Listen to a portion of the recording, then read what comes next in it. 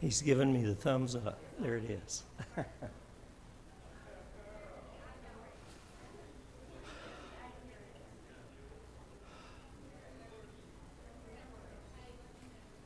need to ring the bell. We're just still in there socializing.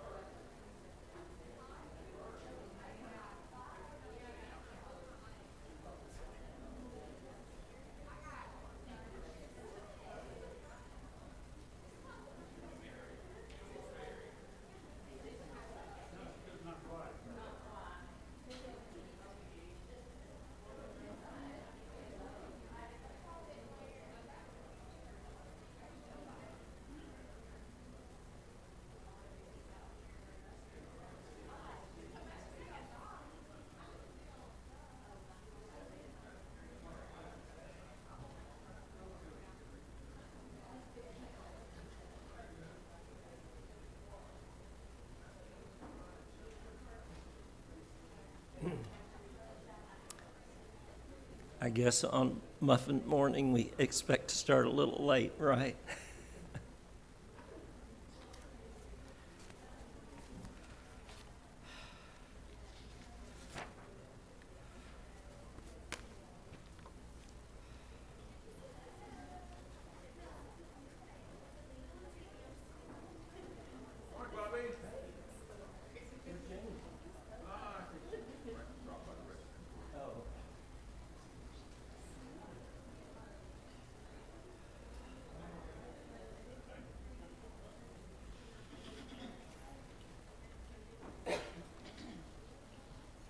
Morning.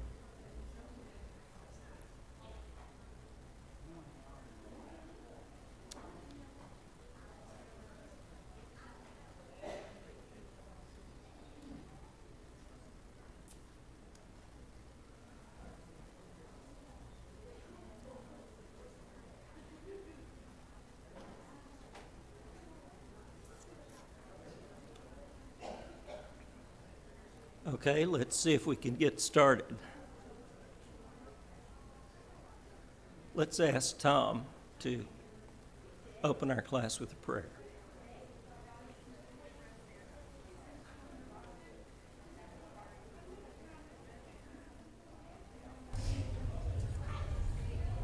Let's go to our Father in heaven. The most gracious and loving and holy Heavenly Father, Lord, we do thank you for this another day that you have granted us, that we have the ability to gather together and hear and study the portion of your word. Lord, we thank you for your Son, Jesus, who you sent to this earth to live as a man and die on the cross for our sins. Lord, we thank you for Bobby and his not only willingness but ability to study and present lessons to us, and we pray that he will have a good remembrance of the things that he has prepared for us. Lord, we do thank you for this at this time. 4th of July is coming up, and we need to always remember that freedom is not free, and that once the freedom is gone, it's almost impossible to get it back. Pray for those that are sacrificed, that we have these freedoms. And again, we have these freedoms because of the blood. Lord, we pray that you would go with us through the remainder of this service, and that you would watch over us and keep us in your care. We pray that you forgive us of our sins. For it's these things that we ask and pray in his precious Son, Jesus. Thank you.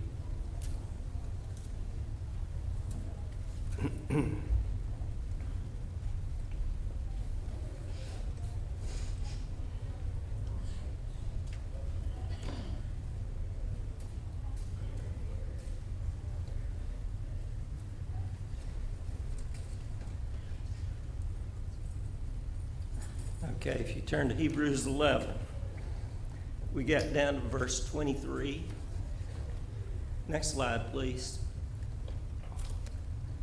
We're in the warning section, the last warning section. And this is going to continue through the end of chapter 12, and then we'll have an epilogue. Next slide, please. And so what we're talking about is what is discussed in the first verse of chapter 12. A great cloud of witnesses.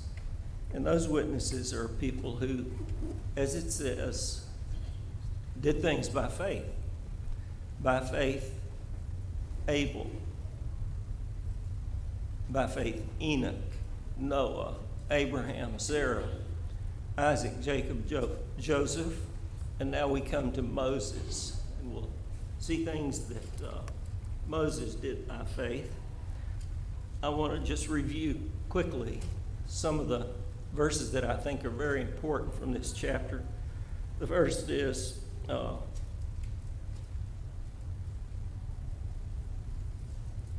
verse 6. And it's important to associate this verse with John 16, verse 27, I think these are two extremely important verses that go together. Without faith, it's impossible to please him, for whoever would draw near to God must believe. And then verses 13 through 16, I think are very important verses. They're verses that we sort of have in our mind. These all died in faith, not having received what was promised, but having seen it and greeted it from afar, and having acknowledged that they were strangers and exiles on the earth. We don't think of these people as thinking about exiles on the earth. We think of them as being exiles in Canaan or someplace like that. But this suggests that these people did not just think in terms of where they were on the earth, but they thought that just being on earth was an exile for them. And it says that people who speak thus make it clear that they're seeking a homeland. Well, we know that that Abraham was seeking a homeland for himself and for his descendants. But we don't think of Abraham as seeking a heavenly homeland, as it says that he was seeking. Now, let's go to Moses. By faith, Moses, when he was born, so this is really not about Moses, it's about his parents. He was hid for 3 months by his parents because they saw that the child was beautiful and they were not afraid of the king's edict. So this was something that Moses' parents did by faith, but by faith Moses, when he was grown up, refused to be called the son of Pharaoh's daughter. We know that Moses was hidden for 3 months, and then he was put in a little boat, and his sister, they just guided this to Pharaoh's daughter, and then his sister came up and suggested that his mother be the nurse for Moses, and so he was raised by Pharaoh's daughter and his mother. But it says that he refused to be called the son of Pharaoh's daughter, choosing rather to share ill treatment with the people of God than to enjoy the fleeting pleasures of sin. And then it has something that we might consider strange. He considered abuse suffered for the Christ greater wealth than the treasures of Egypt. Do we think of Moses as suffering abuse at the hand of Pharaoh for the Christ? Moses was a prophet, and he prophesied. He made a prophecy that was repeated a couple of times in the book of Acts. And he said, the Lord God will raise up for you a prophet from your brethren as he raised me up. And so Moses was aware that there was going to be a prophet that followed him. And it said that you shall listen to him in whatever he tells you. And if anybody doesn't listen to him, he'll be destroyed from the people. And so this is a prophecy that Moses gave that was repeated in the 3rd chapter of Acts after the healing of the lame man. And so Moses, even though we think of him as being concerned about getting the people out of Egypt, getting those people out without their firstborns being slaughtered as the Egyptian firstborns were, we think of Moses as having that concern, but this suggests that Moses was thinking about abuse suffered for the Christ being greater wealth than the treasures of Egypt, where he looked to the reward. Then it tells about other things that he did. He left Egypt, not being afraid of the anger of the king, for he endured as seeing him who is invisible.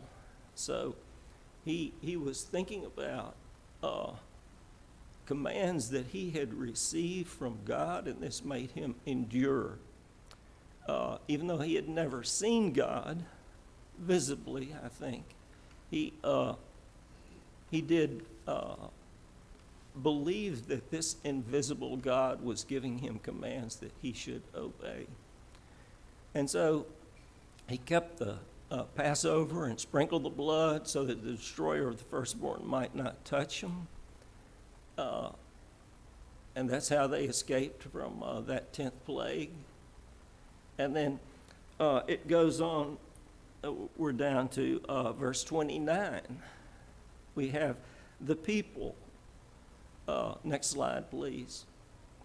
This is that cloud of witnesses that we were talking about, and it spans all the way from Abel through the prophets and other unnamed people. The people crossed the Red Sea as if on dry land, but the Egyptians, when they attempted to do the same, were destroyed. And then, by faith, the walls of Jericho fell down after they'd been encircled for 7 days. And then, by faith, Rahab the harlot did not perish with those who were disobedient, since she had given friendly welcome to the spies. And it's interesting that Rahab the harlot is set forth as an example of faith in Hebrews 11. But in James 2, she is set forth as an example of a person who was saved by works. In doing the same thing, the exact same thing in James 2, Rahab the harlot, it says that she was saved by works when she received the messengers and sent them out another way. And so what Rahab did, and this is true about Abraham also in James 2, Abraham is said to have been saved by works, but in Galatians 3, it says that he was saved by faith. And so I think that this is an interesting combination of Abraham and Rahab, both of whom were saved by faith and they were saved by works. So that's something that we have to reconcile in our minds, not today, but perhaps when we're studying Romans, we'll talk about this in greater detail, if that's what our destiny is, to study Romans. Any comments so far? Tom? Yes, I do. We are all saved by faith, but our faith is evident by our works. I think that's true. In Jude, there's only one chapter. It says that the people, that there were people who were perverting the grace of God into licentiousness. And so I think that what you have, without getting into too much detail, but I agree with what you say, there were teachings that led some people, that it didn't lead them to do the things that they did, but in the context of these teachings, they went in a direction that was not intended. And I think that the book of James, which is held in disregard by lots of people, Martin Luther for one.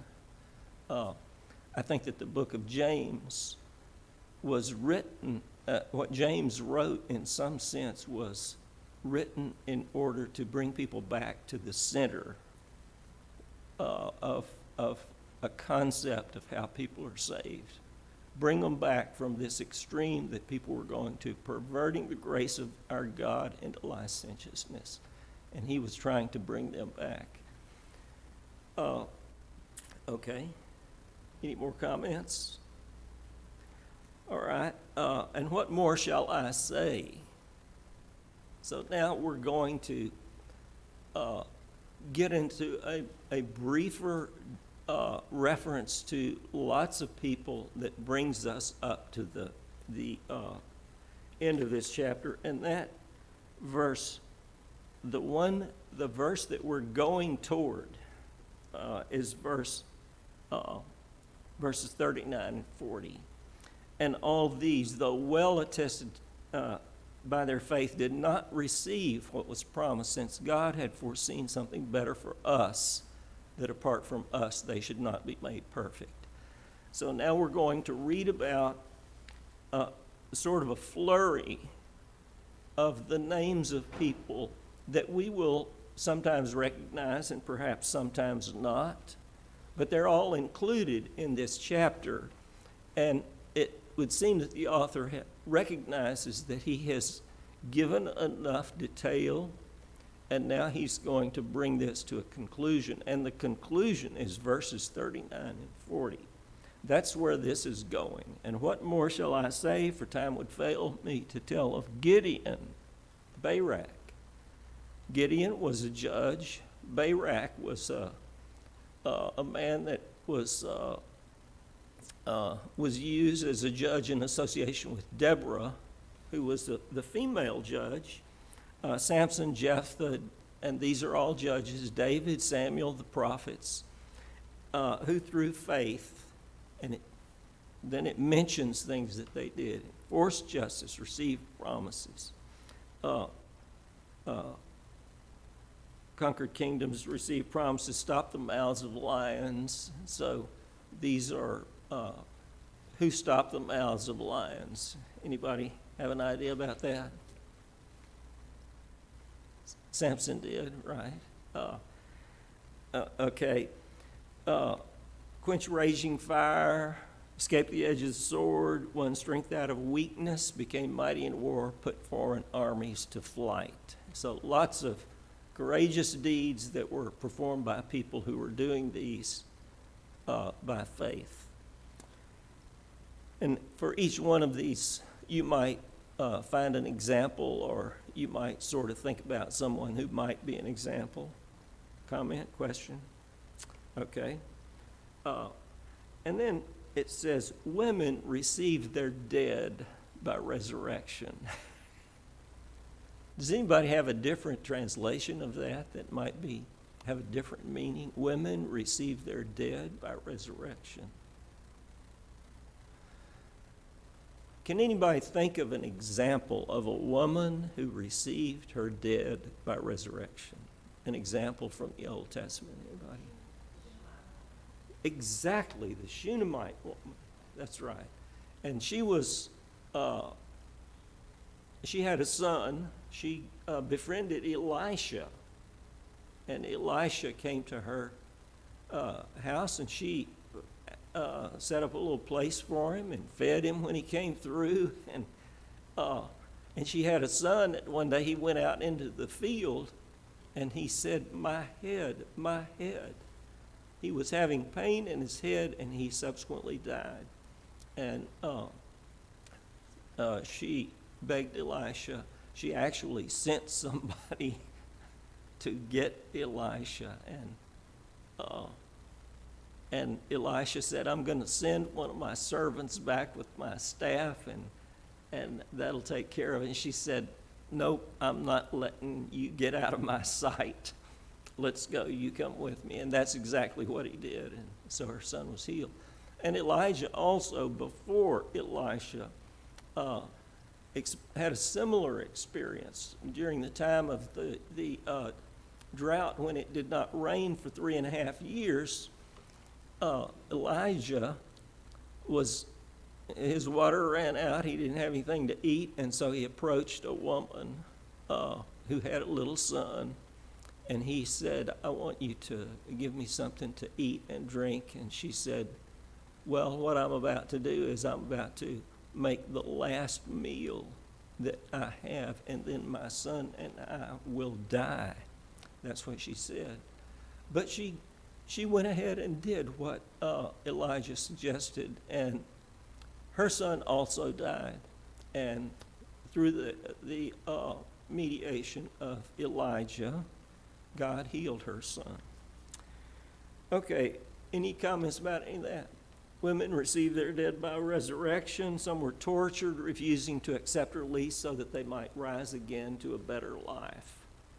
Can anybody think of someone in the New Testament who was tortured and refused to accept release that he might rise again to a better life? Stephen, right. Okay.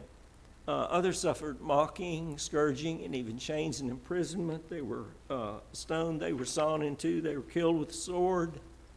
They went about in skins of sheep and goats. And there's an account of something like this when the Israelites were being persecuted by somebody. I'm sure it was deserved. Destitute, afflicted, ill-treated, of whom the world was not worthy, wandering over deserts and mountains and in dens and caves of the earth. And so these are the privations that these people went through, and it suggests that there were people that did this by faith, that that it was their faith that made them do these things. I'm sure that there were many people that did not have this faith, and that there were many people who got what they deserved. But these people experienced these conditions not because they deserved it, but they did it because of faith that they had, sort of like Moses. Look to the reward. And then we come to verse 39. And all these, though well attested by their faith, did not receive what was promised. We think of the promises as having been fulfilled. But what this says is that what was promised was not given to these people. Moses, Abraham, Isaac, Jacob, all the people, David, the people that lived in Israel after the conquering of Canaan, they did not receive what was promised, since God had foreseen something better for us, that apart from us, they should not be made perfect. And what this suggests is that there is a promise that God made to Abraham, Isaac, Jacob. He made a promise to them that was not fulfilled in the inhabiting of Canaan. That this promise was more important than that. It was an enduring promise that they were still waiting for at the end of the Old Testament period, when all of these people of faith came to their end. And so the promise that he has in mind in chapter 11 is a promise that these Jewish Christians are hoping to fulfill. And some of them will not receive that promise if they fall away. And that's what he's going to say in chapter 12. I see Pat sitting in the back. You have any comments, Pat? Well, I've never known you not to have a comment. Okay, chapter 12. Any concluding comments about Hebrews 11?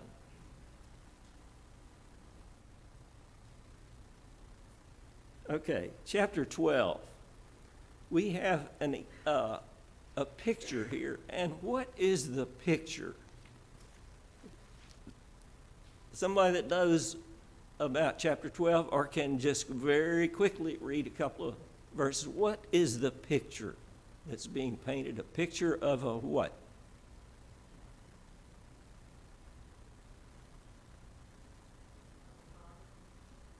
Of a race. I can't hear what. Anyway, the picture is the picture of a race. It's an athlete. Therefore, since we are surrounded by so great a cloud of witnesses, let us also lay aside every weight and sin that clings so closely. Let's run with perseverance the race that's set before us. And so there is a race, and we're in that race, or at least the Jewish Christians at the time that Hebrews was written were in that race. And what is at the end of the race? Looking to Jesus, the pioneer and perfecter of our faith. So he is the pioneer. And in what sense is Jesus a pioneer? He lived that life that these people are expected to live. He lived it faithfully. He completed his task to the end. And he's the first one to finish the race. And we'll talk about that when we come over to verse 23. He is the first one to finish the race, and he is at the end of the race. He's finished, he's looking back, and there are other people that are still racing. And at the end of that race, that's what they see. They see the first person to finish the race. And he's waiting for them at the end. And so, once again, if you look in chapter 12, verse 1, we see that this continues, this format for the warning sections. Therefore, let us. And let us. And if you go to the end of the chapter, verse 28, therefore let us, and thus let us. And so it's the same format, and it's urging these Jewish Christians to finish the race and not to drop out. Looking to Jesus, the pioneer and perfecter of our faith, who for the joy that was set before him endured the cross, despising the shame, and is seated at the right hand of the throne of God. And so that's our goal, our destiny. That's what we see as we race. That is, everybody who lives his life has got to be looking to something rather than just floundering about. And that's what these people are seeing. Consider him who endured from sinners such hostility against himself. So it's going to compare the suffering of Jesus with the suffering of these people. He endured such hostility against himself so that you may not grow weary or faint-hearted. In your struggles against sin, you have not yet resisted to the point of shedding your blood.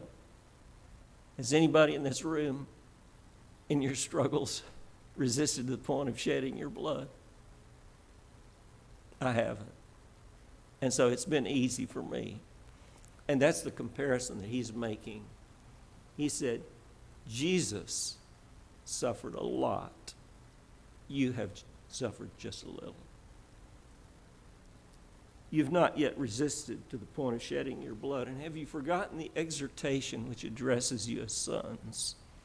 Then he's going to talk about discipline. In this context, discipline is suffering. It's things that, uncomfortable things that they're being called upon to work their way through. My son, did not regard lightly the discipline of the Lord, nor lose courage when you're punished by him. For the Lord disciplines whom he loves and chastises every son whom he receives. Then he's going to continue through this, and he's going to make a comparison between the discipline that we receive from God and the discipline that a father might give to his son. It's for discipline that you have to endure. God is treating you as sons.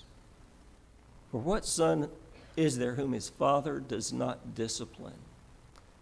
This is not talking about God. This is talking about the experience that a person reading this might have with his own father.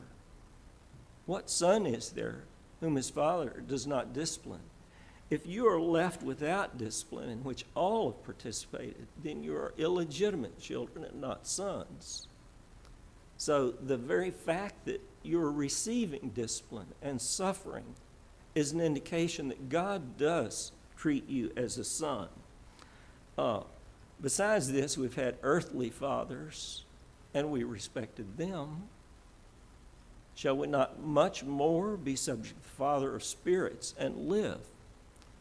We have the experience of our Father, and then we have a comparison that we would like to make with God. For they disciplined us for a short time at their pleasure, but he disciplines us for our good, that we may share his holiness. So the discipline that we receive from God is much more important even than the good discipline and teaching that you receive from your earthly father. For the moment, all discipline seems painful rather than pleasant. Later, it yields the peaceful fruit of righteousness to those who have been trained by it.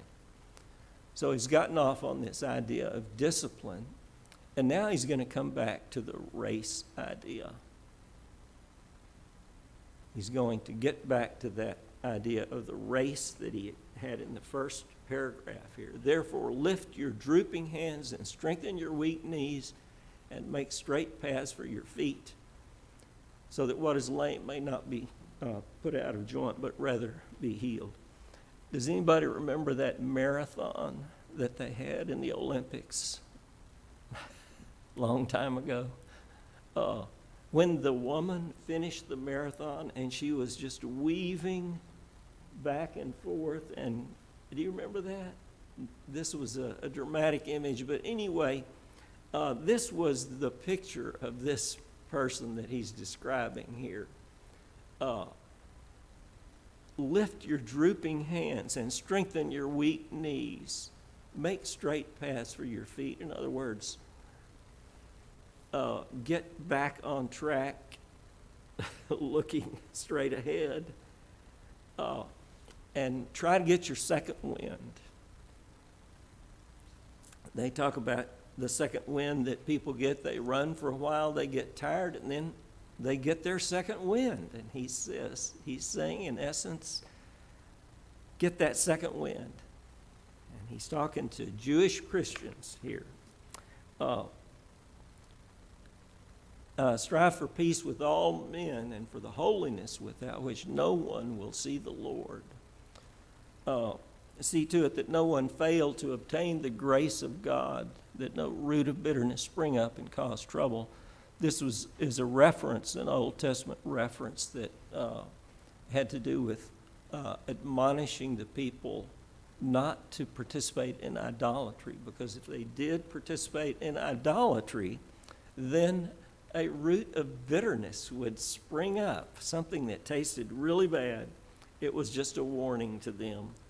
And this is an Old Testament reference, and as we've said, this is talking to people, Jews, who probably knew a lot more about the Old Testament than we do. That no one be immoral or irreligious like Esau, who sold his birthright for a single meal. And I think King James says for a mess of pottage. We all know that story. For you know that afterward, when he desired to inherit the blessing, he was rejected, for he found no chance to repent, though he sought it with tears. And so here we continue with the race, and then it becomes he's bringing it back into ideas that have to do with their actual conflict. For you've not come to what may be touched. Now, this is an extremely important section right here, through verse 24, 18 through 24. This section, I have this class in my mind, this lesson in my mind about premillennialism. And this is the introduction to that in this lesson that I've devised in my mind. Y'all know what premillennialism is. It's the idea that Jesus will return to the earth for 1,000 years, will establish a kingdom on earth, and in Jerusalem, rebuild the temple, all that sort of thing.